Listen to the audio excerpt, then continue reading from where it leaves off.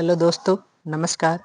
आज हम सीखेंगे सेल के बारे में। सेल किसे कहते हैं, सेल की खोज किसने की थी, सेल के कार्य, सभी चीज़ों को हम कवर करते हुए देखेंगे। आप चाहे जिस एग्ज़ाम का तैयारी कर रहे हो उसमें ये 100% इससे बाहर नहीं आएगा।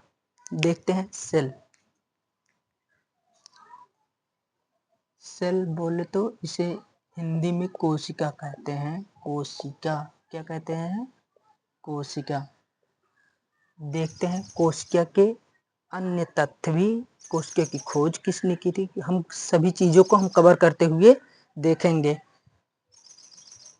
सबसे पहले बात करें तो कोशिका कहते किसे हैं।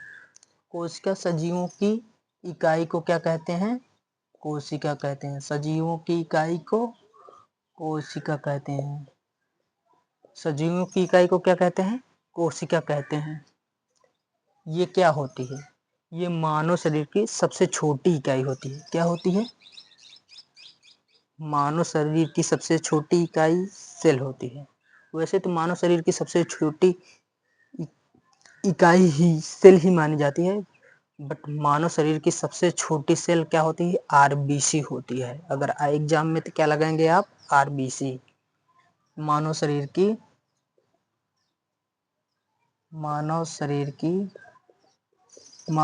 की सबसे छोटी इकाई। मानव शरीर की सबसे छोटी इकाई। सबसे छोटी इकाई क्या होती है? सबसे छोटी इकाई क्या होती है? कोशिका होती है। सबसे छोटी इकाई क्या है? कोशिका है। ठीक। अब इसके आगे हम बात करेंगे कि कोशिका की खोज किसने की थी। कोशिका की खोज के जैसे कि किस वैज्ञानिक ने किया था। कोशिका की खोज किस वैज्ञानिक ने किया था? इसकी खोज रॉबर्ट हुक ने किया था। कोशिका की खोज किसने किया था? Robert Hooke. रॉबर्ट हुक ने कब किया था? 1605 में। किसमें किया था?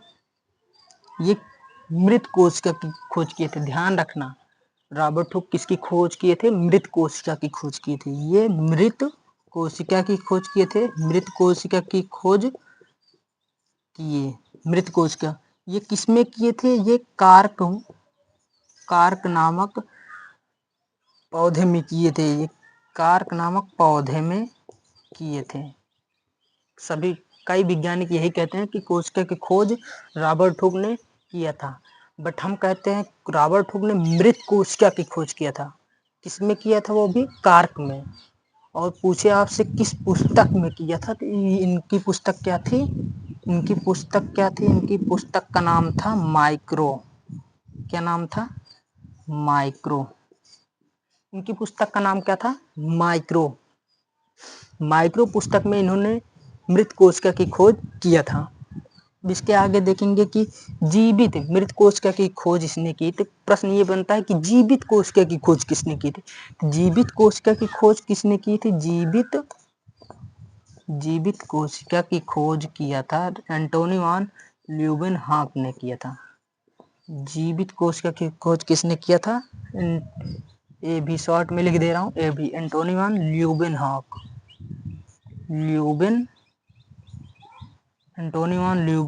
ने कब किया था? 1674 में। 1674 ईस्वी में इन्होंने किया था। किसमें किया था पूछे तो इन्होंने जीवाणु में किया था। जीवाणु को इंग्लिश में बैक्टीरिया कहते हैं। बैक्टीरिया जैसे एग्जाम्पल में कवक, फंगी। ठीक। अब इसके आगे हम देखेंगे कि मानव शरीर की सबसे छोटी सेल क्या होती है। मैंने अभी कुछ शुरुआत में ही बताया था कि मानव शरीर की सबसे छोटी सेल क्या होती है? आरबीसी होती है। उसी को हम आगे देखते हैं पॉइंट में।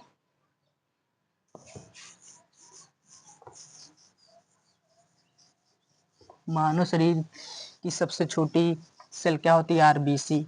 अब ऐसे हम देखते हैं मानव शरीर की सबसे छोटी जनन सेल क्या होती है? शुक्राणु होती है। मानव शरीर की सबसे छोटी जनन सेल क्या होती है? शुक्राणु। वैसे हम देखेंगे मानव शरीर की सबसे बड़ी सेल क्या होती है? अंडाणु होती है। देखते हैं सेल, यानी इसको रुक जाइए आप लोग, सेल कोशिका ना।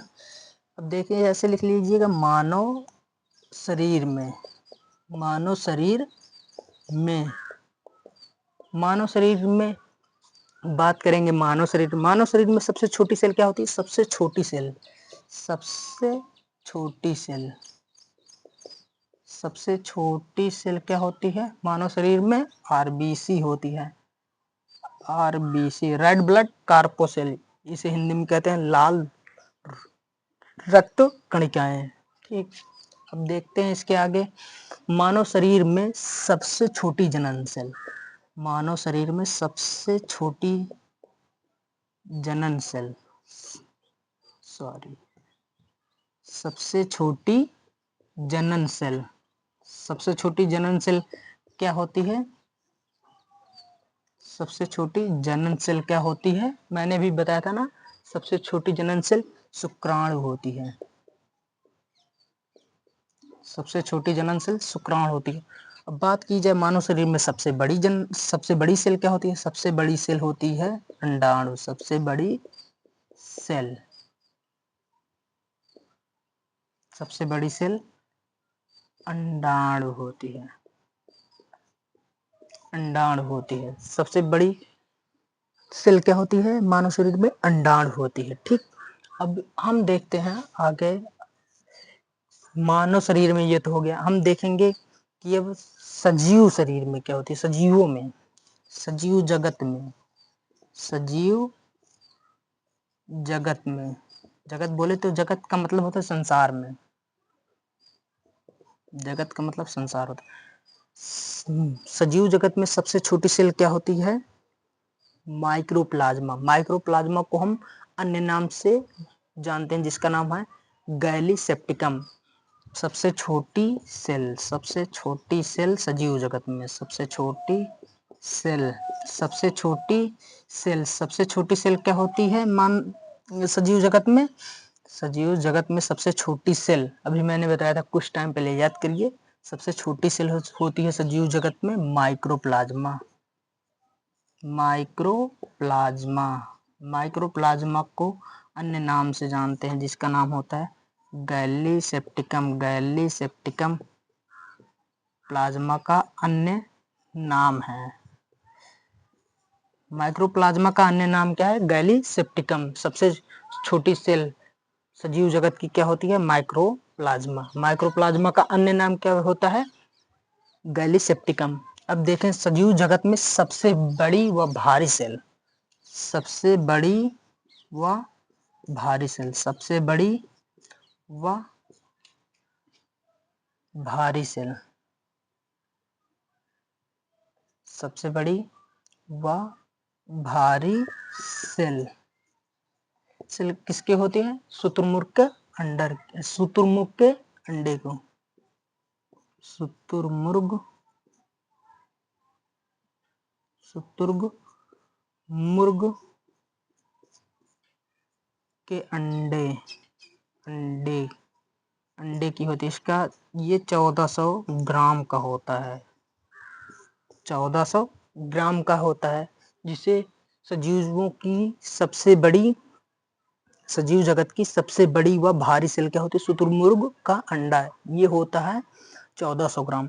अब सजीव जगत में सबसे लंबी सेल, सबसे लंबी सेल क्या होती है? सबसे लंबी सेल होती है तंत्रिका तंत्र सेल, सबसे लंबी सेल तंत्रिका तंत्र सेल, तंत्रिका तंत्र सेल, तंत्रिका तंत्र सेल होती है। ठीक, इसकी लंबाई होती है 1.5 मीटर। कितनी होती है? 1.5 मीटर। इसकी लंबाई कितनी होती है? 1.5 मीटर। अब देखेंगे कोशिका से मिल के कई सारी कोशिकाएं किसका निर्माण मुख्यतः करती हैं। देखेंगे कोशिका, यानी ऐसे हम देख लेंगे कोशिका किसका किसका निर्माण करते हैं।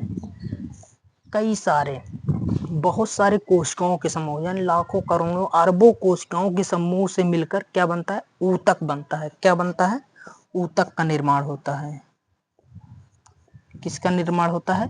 ऊतक का निर्माण होता है। अब कई सारे ऊतक, कई लाख करोड़ अरबों ऊतक के समूह से मिलके क्या बनता है? ऊतक तंत्र बनता है। क्या बनता है? ऊतक तंत्र का निर्माण होता है। ऊतक तंत्र, सॉरी, ऊतक अंग, ऊतक अंग का निर्माण होता है। ऐसे ऐसे कई सारे लाखों अरबों ऊतक अंग के समूह को हम क्या कहते हैं? समूह से निर्माण किसका होता है? अंग, अंग का निर्माण होता है। किसका निर्माण होता है? अंग का। अब कई सारे अंग मिलके एक संपूर्ण बॉडी, एक संपूर्ण बॉडी का निर्माण, यानी संपूर्ण स्ट्रक्चर, बॉडी स्ट्रक्चर का निर्माण करते हैं, संपूर्ण शरीर का निर्माण करते हैं। ये कई बॉडी मिलकर कितनी सारी, काफी सारी बॉडी मिलके ये शरीर का निर्माण करते हैं। आई होप आप लोग हमारी क्लास को बहुत अच्छे से देखे होंगे, आप लोग को बहुत अच्छे से समझ में आया। जो ना समझ में आया आप लोग हमको कमेंट करके बताइएगा। हम नेक्स्ट क्लास में आपको हम बताएंगे टाइप ऑफ सेल्स, कोशिका के प्रकार।